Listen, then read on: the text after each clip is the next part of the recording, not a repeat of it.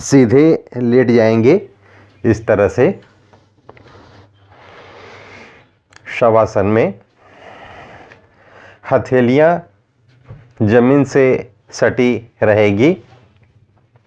श्वासों को अंदर भरते हुए एक एक पैर को उठाना है। जिनको कमर में ज़्यादा दर्द है वो एक एक ही पैर का अभ्यास करेंगे। हालांकि हम लोग अभी इसके बाद दोनों पैरों से एक साथ भी अभ्यास करने वाले हैं। कुछ देर तक हवा में रखेंगे पाँव को रोककर और फिर श्वासों को छोड़ते हुए नीचे। फिर दूसरे पाँव से श्वासों को भरते हुए पाँव हवा में, और जब तक पाँव ऊपर है तब तक श्वासों को रोक कर रखेंगे और फिर श्वासों को छोड़ते हुए पाँव नीचे। ये पहला अभ्यास। जिनको कमर में एक्यूट पेन है वो भी इनको कर सकते हैं। अगला अभ्यास दोनों पैर वाला है। जिनको ज़्यादा दर्द हो वो तब तक न करें जब तक दर्द में उनके कमी नहीं आती। श्वासों को भरते हुए इस तरह से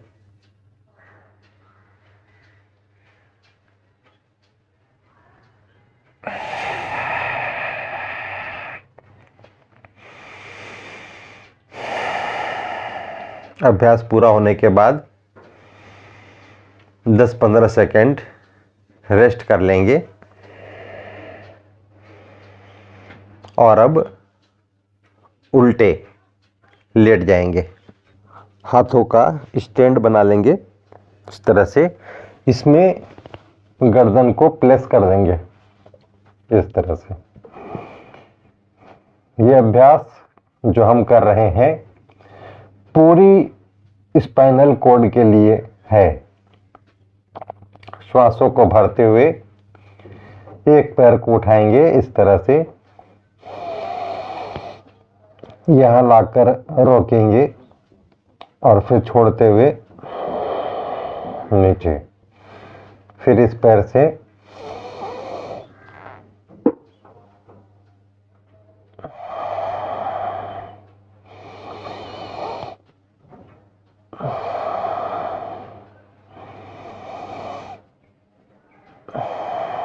फिर दोनों पैरों से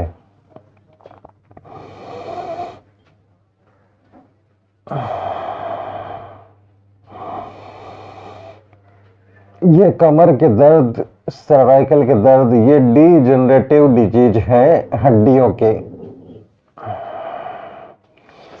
ये पहला अभ्यास मकरासन का। इसके बाद करेंगे भुजंगासन के कुछ अभ्यास। दोनों हाथों को छाती के पास रखेंगे इस तरह से। श्वासों को अंदर भरते हुए फेफड़ों में ऊपर से उठेंगे। गर्दन, सिर और छाती का पोर्शन उठाएंगे और इस तरह से छत को देखने की कोशिश करेंगे।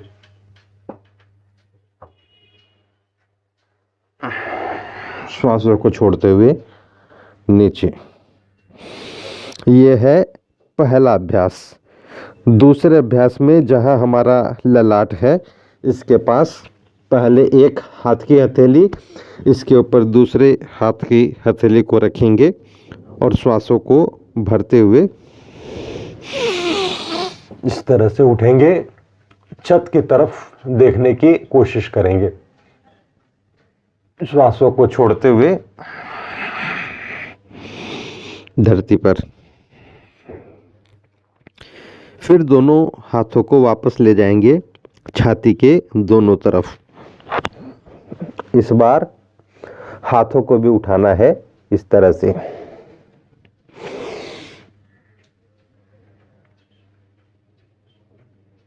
ये भुजंगासन का तीसरा अभ्यास। श्वासों को छोड़ते हुए वापस जमीन पर हाथों को ले आए और इसके बाद दोनों पैरों में थोड़ा गैप बनाएंगे इस तरह से।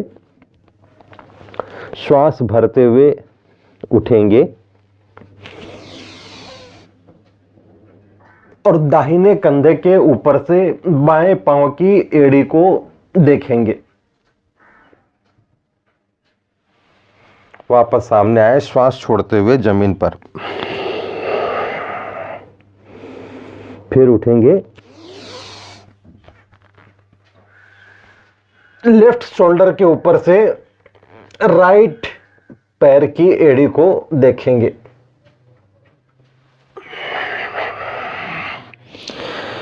श्वास छोड़ते हुए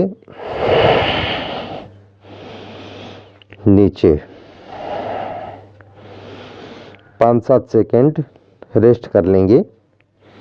इसके बाद हमने अभ्यास करना है शलभासन का।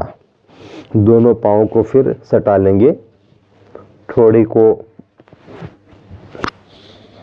जमीन पर रखेंगे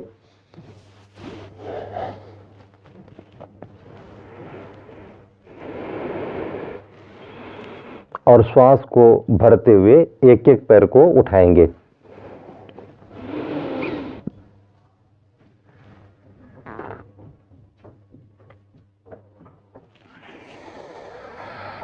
श्वास छोड़ते हुए नीचे। अब दूसरे पैर की बारी।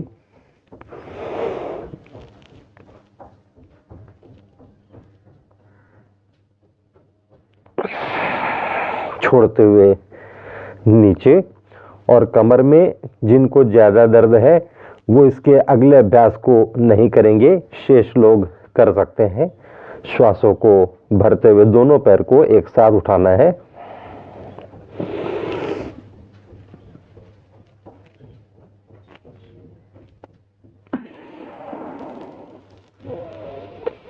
और नीचे आ जाएंगे। इसके बाद हमें विश्राम का एक आसन करना है, बालासन का। जैसे बच्चे सोते हैं उस तरह से ऐसे एक हाथ को रखा, इसके ऊपर दूसरा हाथ, इस पर सिर रखकर सो जाएंगे और इस तरह से घुटने को मोड़कर छाती के जितना पास संभव हो ले आएंगे और इस अभ्यास में थोड़ी देर रेस्ट करेंगे।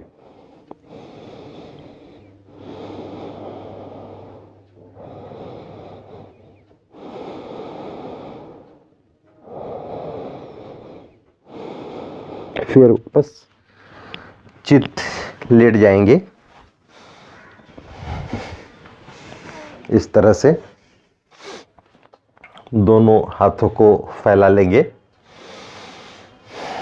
दोनों पाँव की एड़ियों को यथासंभव हिप्स के पास ले आएंगे। श्वासों को अंदर भरते हुए घुटनों को ले जाना है दाहिनी तरफ और चेहरे को ले जाना है बाईं तरफ। इस तरह से बाएं हाथ की हथेली को देखने की कोशिश करेंगे और घुटने, जांग, घुटने, पिंडलियां, पंजे आपस में सटे हुए दाहिनी तरफ चले जाएंगे। श्वास छोड़ते हुए बीच में। फिर श्वासों को भरते हुए इस बार घुटने बाईं तरफ और सिर दाहिनी तरफ। दाहिने हाथ की हथेली को देखने की कोशिश करेंगे बीच में आकर। श्वासों को छोड़ देते हैं। फिर श्वासों को वापस नॉर्मल कर लेंगे। दोनों पाँव में इतना गैप बनाएंगे कि जब हमारे पाँव को इस बार मोड़े तो दाहिने पाँव के पंजे से बाएं पाँव का घुटना लगे, इतनी गैप बनाएंगे। और फिर श्वासों को भरते हुए दाहिनी तरफ घुटने और बाईं तरफ चेहरा, एक्सट्रीम दोनों तरफ, मैक्सिमम। जैसे ये मेरा पूरा सट रहा है जमीन से। श्वासों को छोड़ते हुए बीच में, फिर भरते हुए।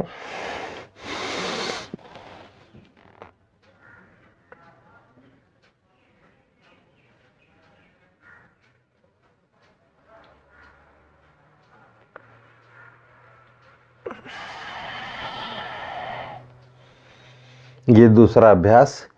तीसरा अभ्यास करने के लिए यहाँ जगह पूरी नहीं मिल पाती है, फिर भी चेष्टा करता हूँ जितनी जगह मिल पाए। ऐसे पैर को उठाकर श्वासों को भरते हुए ऐसे 90 डिग्रीज पर लेकर आए पैर को, और इस तरह से इसे घुमाते हुए बाएं पांव के पंजे से पकड़ लेंगे इसके अंगूठे को इस तरह से, और चेहरा पूरा अपोजिट डायरेक्शन में। वापस श्वासों को होल्ड करते हुए ही बीच में लेकर आए पांव को और छोड़ते हुए नीचे।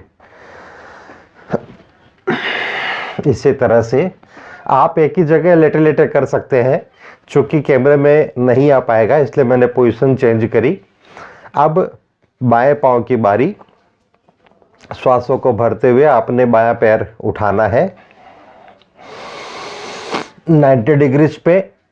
अब इस पैर को मोड़कर ले जाना है दाहिने पांव के हाथ से, पकड़ लेना है अंगूठे को, चेहरा पूरा बाईं तरफ, और फिर पांव वापस छत की तरफ और श्वासों को छोड़ते हुए नीचे।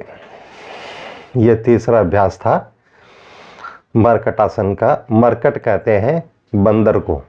जितने भी आसन है सब नभचर, जलचर और थलचर, इन 3 तरह के प्राणियों की आकृति से ही बने हुए हैं।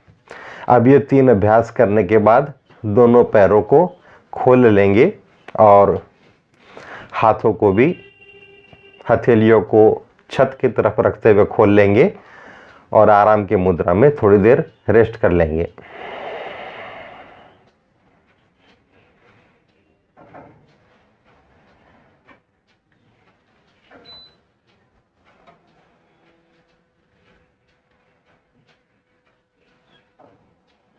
तो ये अभ्यास थे हमारे कमर के बेहतर स्वास्थ्य के लिए।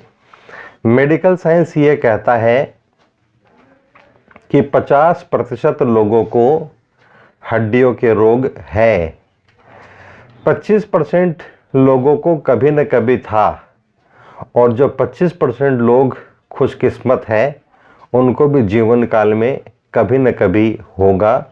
डीजनरेटिव डिजीज की श्रेणी में ये आते हैं। लेकिन जो लोग योग की शरण में रहेंगे उनको यदि नहीं है तो कभी होगा नहीं, है तो ठीक हो जाएगा।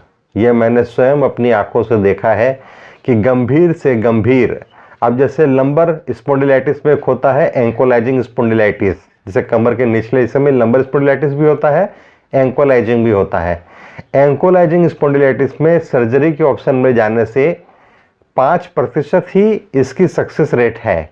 95% में आदमी को पैरालिसिस हो जाता है। लेकिन यदि ये अभ्यास करते हैं, साथ में कुछ एक्यूप्रेशर के आपको अभ्यास बताएंगे, वो यदि करते हैं तो आप फिर से चलते फिरते स्वस्थ इंसान बन जाएंगे। अब जो उठने का तरीका है उसे आप गौर से देखेंगे, और जब भी आप बिस्तर छोड़ें तो इस प्रैक्टिस का अभ्यास करें, क्योंकि कमर की दर्द में इसका एक अहम रोल है। जब भी आप बिस्तर से उठे सोकर पहले बाईं करवट लें। बाईं करवट लेने के बाद दाहिने हाथ से इस तरह से सपोर्ट दें जमीन पर, और फिर इस पर सपोर्ट लेते हुए आप उठेंगे बिस्तर से इस तरह से, इस तरह से। ऐसे उठने से आपके रीढ़ की हड्डी पर दबाव कम पड़ता है, जोर नहीं पड़ता, और आप पूरी तरह से ठीक हो पाते हैं।